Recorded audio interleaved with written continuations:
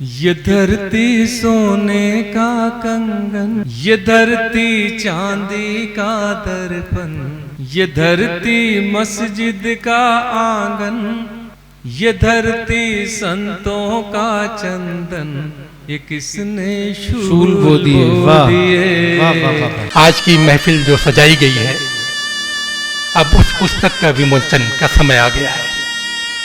मंच में मौजूद हमारे तमाम अतिथि, उनके साथ मोहतरम मंदर भोपाली साहब, इरशाद वली साहब, शकील आदमी साहब, अबरार काशिफ, इन सभी लोगों से निवेदन करूंगा कि एक बार फिर मंच पर आए और टीम के जो लोग हैं उनसे निवेदन है कि किताब ले आए ताकि पुस्तक का विमोचन किया जाए। और आप तमाम लोगों से भी निवेदन है कि जब तक पुस्तक का विमोचन हो रहा है, जोरदार तालियों में स्वागत कीजिए।